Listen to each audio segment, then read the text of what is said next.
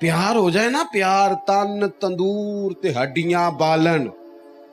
ਅਸੀਂ ਹਾਵਾਂ ਨਾਲ ਤਪਾਇਆ, ਹਾਵਾਂ ਨਾਲ ਤਪਾਇਆ, ਕੱਪ ਕੱਪ ਮੁਕੀਆਂ ਪੇੜੇ ਕੀਤੇ, ਉਤੋਂ ਇਸ਼ਕ ਪਲੇਥਨ ਲਾਇਆ, ਤਨ ਦਾ ਸਾਲਨ ਮਨ ਦੀ ਹਾਂਡੀ, ਲੂਣ ਸਬਰ ਦਾ ਪਾਇਆ। ਗੁਲਾਮ फरीदा मैं सारी तेरी, तेनू अजे यकीन नहीं आया।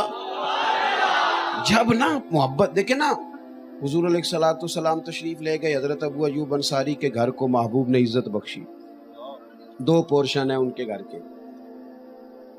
अर्ज की हुजूर जो आप कबूल फरमाए।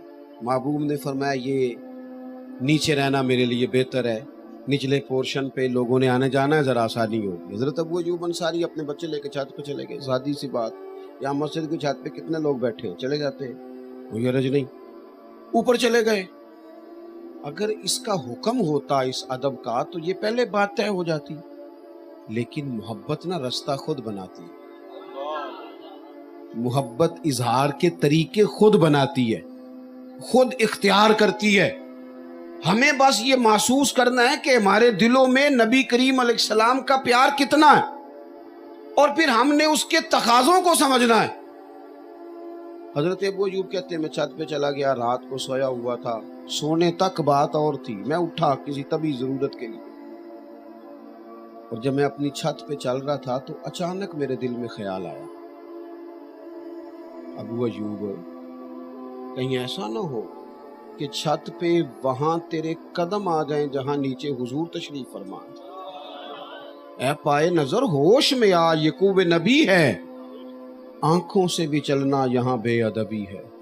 और इमाम फरमाने लगे हरम की जमीन और कदम रख के चलना, हरम की जमीन और ये जरा इस तरह देखें, इस तरह देखें जरा, हरम की जमीन और कदम रख के चलना, कदम रख के चलना।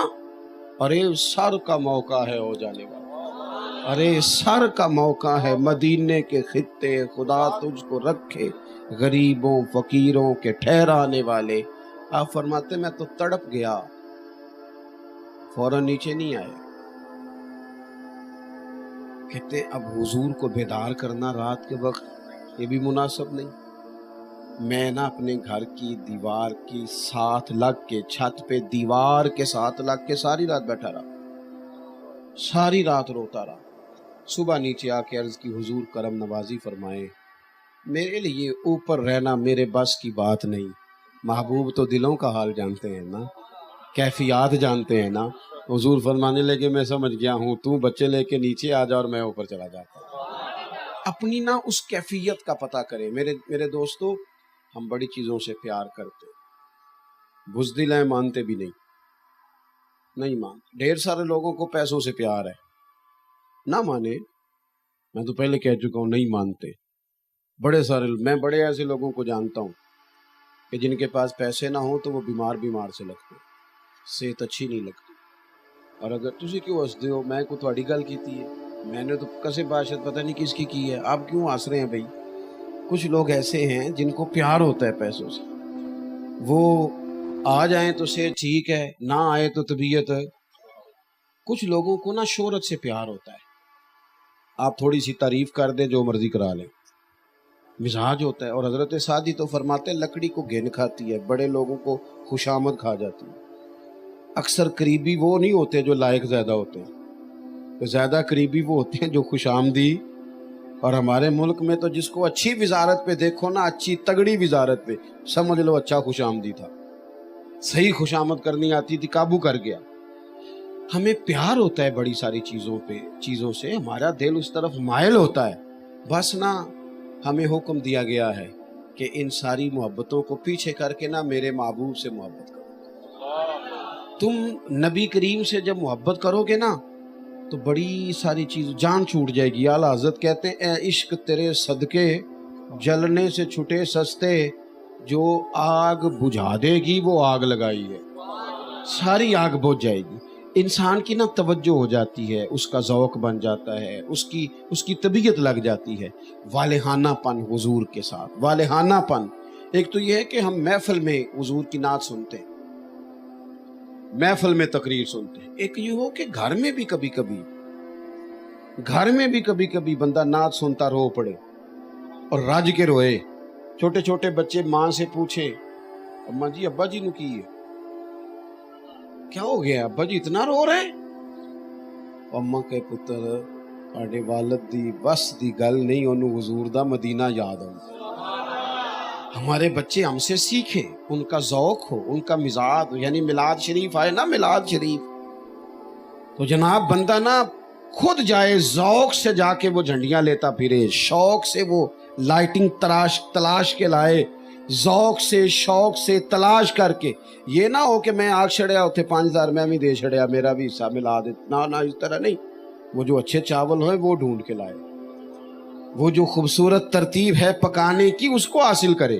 اس کی جب ساری توجہ, اس کا ذوق شوق اس کے بچے دیکھیں گے تو وہ سمجھ جائیں گے یہ کوئی خاص مسئلہ ہے. پھر یہ پیار جو ہے یہ آگے تقسیم ہوتا ہے. یہ محبت جو ہے جو بغیر تقریر کے لوگوں کے دلوں میں اتر جاتی ہے. میں نے کہا تھا باتیں زیادہ نہیں کرنی. ایک تو حضور سے پیار والہانہ ہو, اور دوسرا بات بھی والہانہ ہی ماننی ہے. ہم بڑے سیانے لوگ ہیں, ہم باقی سارے کام کر لیتے ہیں. تنخواہ بھی بغیر دعا کے لینے چلے جاتے ہیں, بغیر تعویذ کے. ہم زمینوں کی رجسٹریاں بھی بغیر دعا کے کرا لیتے ہیں. ہم سارے لین دین بغیر دعا کے کرا لیتے ہیں. لیکن اگر کوئی عالم, کوئی مبلغ, کوئی درویش کہے نا نماز پڑھا کرو تو کہتے ہیں آپ میرے لیے دعا کریں. اوہ اللہ کے بندے, باقی سارے کام تو نے بغیر دعا کے کر لیے. اور بڑی تکلیف سے کہتا ہوں, جب فجر 4:15 تھی تب بھی سو رہے تھے, اور جب 5:45 ہو گئی تب بھی.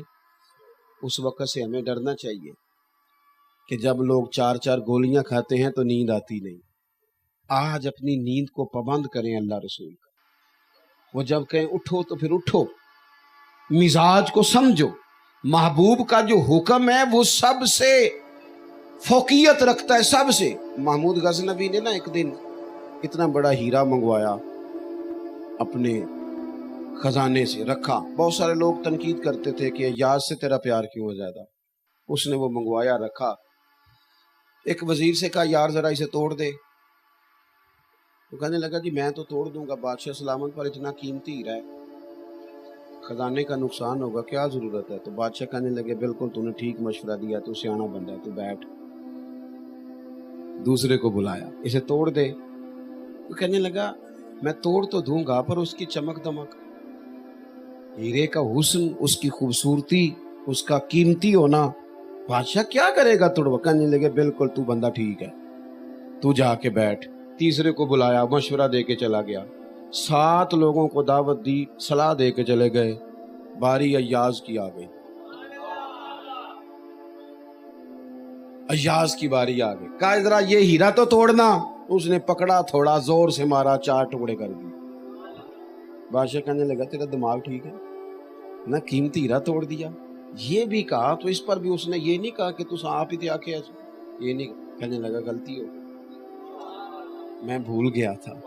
بادشاہ کہنے لگا او چل یار تو زیادہ ہی آگے نکل گیا ہے, توڑا کیوں؟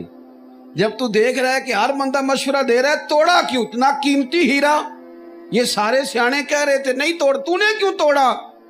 ایاز اٹھے, پہلے آنکھیں کھولی, پھر آنسو پونچھے, پھر اپنے جملے مرتب کیے, ترتیب دی, اور بڑے وثوق سے درد سے کہنے لگے بادشاہ میں نے زندگی میں طے کر لیا ہے کہ جو شے ٹوٹتی ہے ٹوٹ جائے, تیرا حکم نہیں ٹوٹنا چاہیے.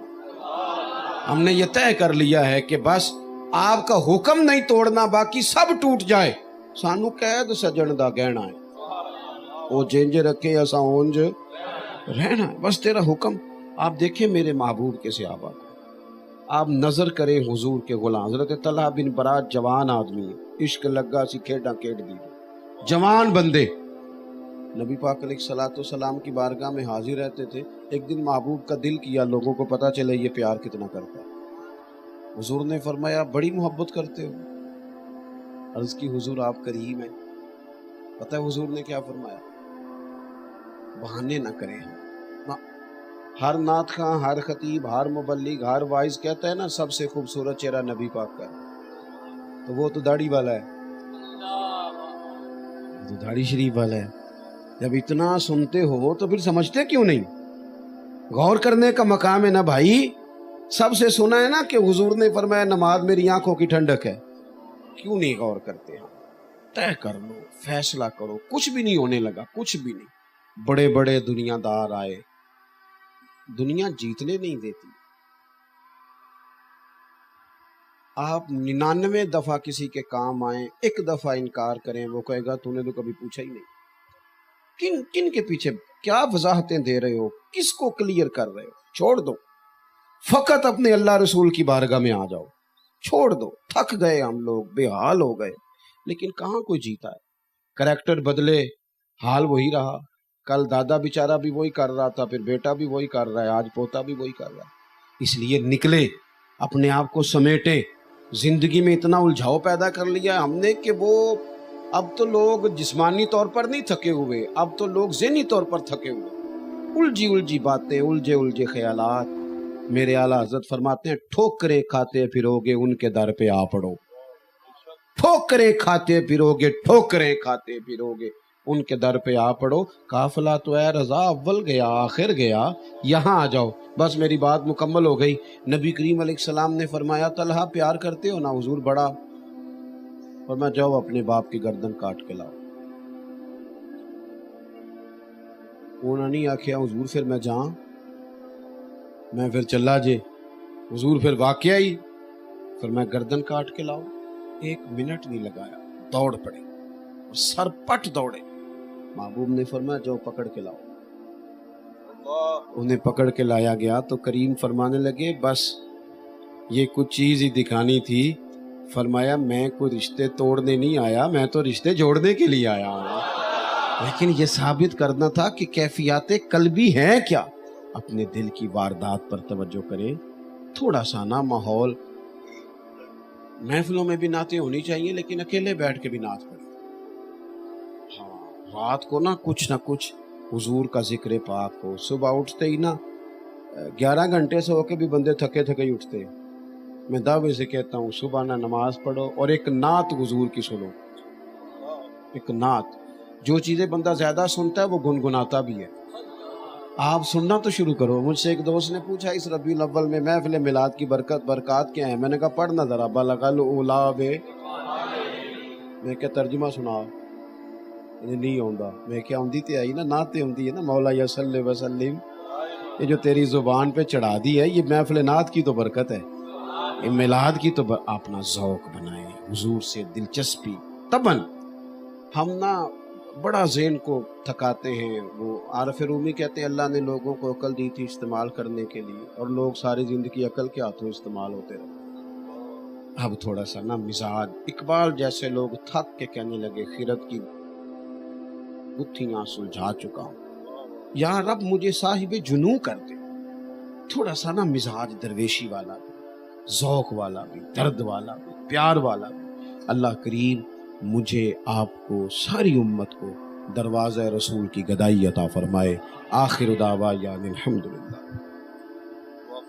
اللہم صلی علی سیدنا و مولانا محمد معدن الجود والکرم وآلہ وصحبہ وبارک وسلم.